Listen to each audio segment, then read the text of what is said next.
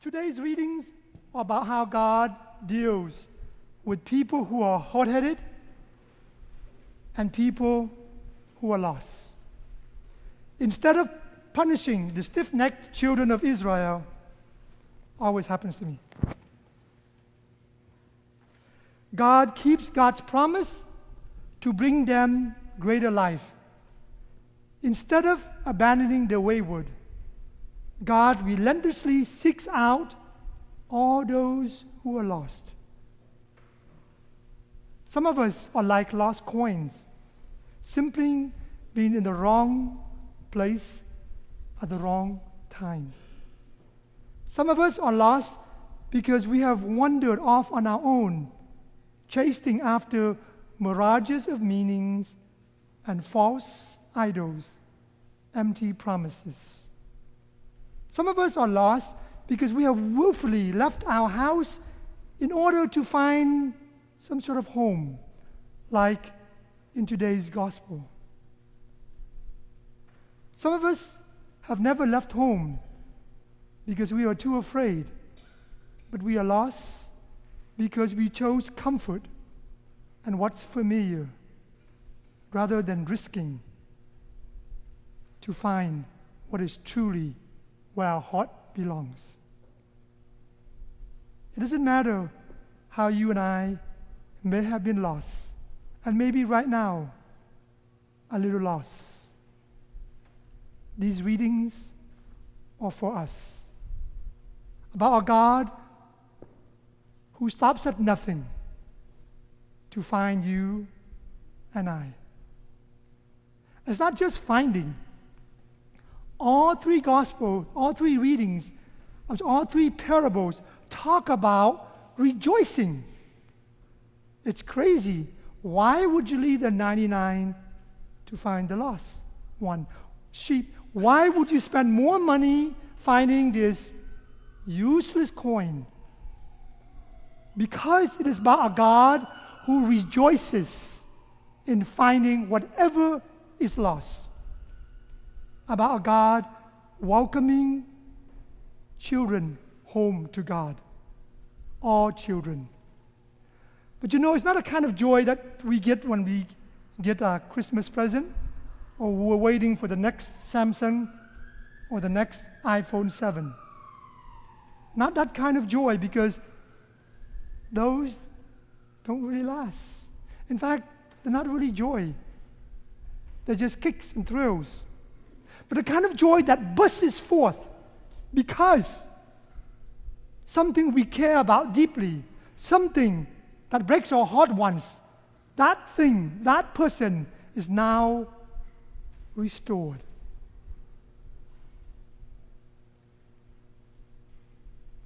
Let us celebrate, because your brother, who is dead and is now alive, who is lost and now has been found. Celebrate with me because I found my lost sheep.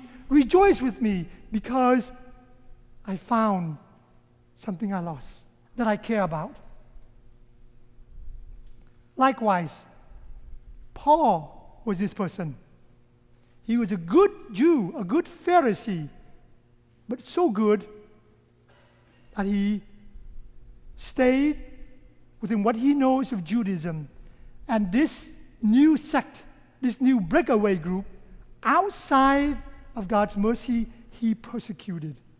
And when he was struck and found by God, what did he do?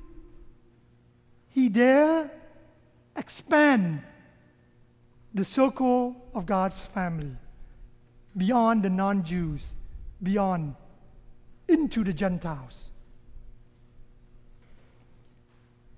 The gospel, the readings, all about a God who rejoices at finding every single aspect of us that are lost, and every one of us that may not find a home in God. Last weekend, so I work a lot with younger adults in their 20s and 30s. Last weekend, in the mountains, we had a silent retreat. At the end of the silent retreat, people were able to share their experiences of the retreat. And it blew me away. It's not my first silent retreat, but this one blew me away because person after person said this. I just came back from a broken relationship. One person talked about being abused in the church. Another person talked about all of her life never really found a place where they can call home.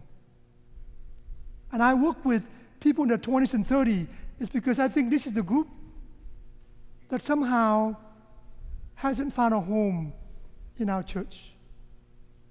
And you can blame whatever media, you can blame whatever, but they haven't found a home. And so these people talked about longing for a place that they can not just belong, longing for a place that they can be themselves, that they don't have to earn, to impress, to perform, to be deserving, but not just a place where they can just be comfortable, a place where they can find deeper meaning and purpose in life. And a lot of these people don't find this home in our churches. And this broke my heart. It's not new to me, but somehow this last week, it broke my heart.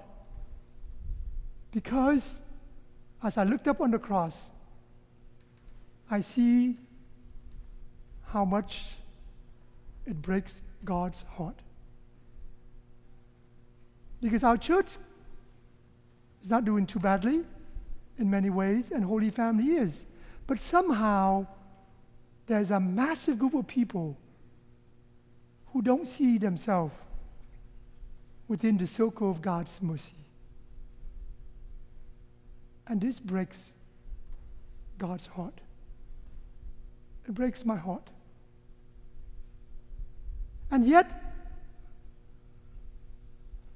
even with God's heart broken, God does something about it. Because God's broken heart opens wide whatever keeps us from God. So many times in my life, I'm like the younger son. Plenty of times in my life, I'm like the older brother, so resentful, and I don't even see all the other people. And that's why Jesus told these parables, because the Pharisees, all the good church people,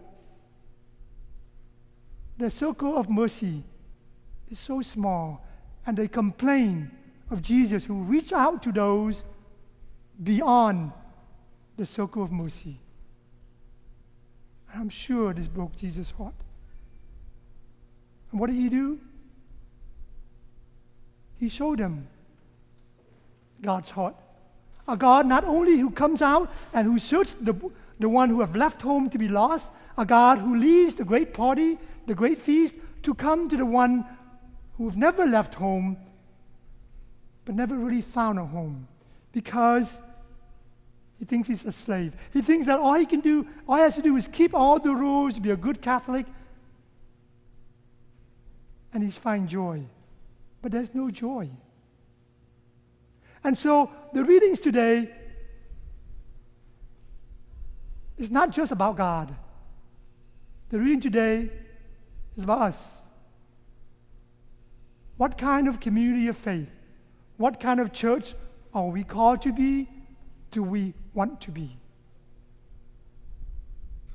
Because joy is not found in being comfortable. Never really is. Joy is found in being able to leave a place and welcome people who are lost.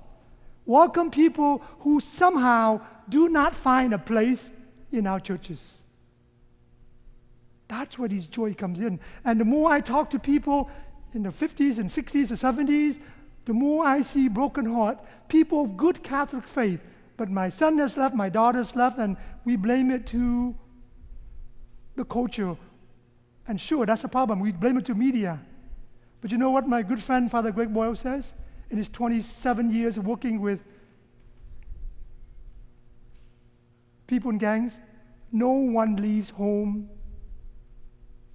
No one leaves home. They always leave to find a home. So it can't be enough for us to say, oh, it's all these forces outside that takes our children, our young people away. It's because somewhere they haven't found a home in our churches. I'm not saying this so we can feel bad about ourselves. I'm saying this so you and I could touch the broken heart of God and let it be broken. And let God's heart be joined ours so we might be inspired by God. And we might allow whatever is lost in our heart, whatever doesn't give us joy, let God welcome those part of us home. Let God help us to look at people who may be doing bad things or things we don't approve, but at least look at them. We don't even look at homeless people. Just look and see the crucified Lord. We don't have to give things yet. Just look and recognize that they are human beings. And so these readings are not easy, but they have the power not only to break our heart, to break it wide open, that joy may burst forth, that we may allow God to find those last parts of us. We may look at people in our lives and they're not very far. Somehow they don't find themselves at home in the Catholic Church. And that we may together, like the Father begging both sons, come into the great banquet of God. Because God's heart is big enough for all of us. And so our church can be too. So whether you receive communion or not, I invite us to open wide our hearts after communion. Especially those parts of our lives, our relationships, that seems to be lost because of fear or because of mistakes or because of unforgiveness. And sometime this week, consider one person in your life you find difficult to accept in the church. And what's that person mean? That means if you get to heaven, it's hard to accept them getting to heaven. And ask God to let you see the person through God's eyes. And ask God to open wide your heart and my heart, that there might be a room for these people in the church. We are the beloved children of God. We are called to be the church, as Pope Francis reminds us again, that the heart of God is mercy. And mercy is felt through human compassion. Let us be the kind of church that allow the lost parts of us to be drawn home to God.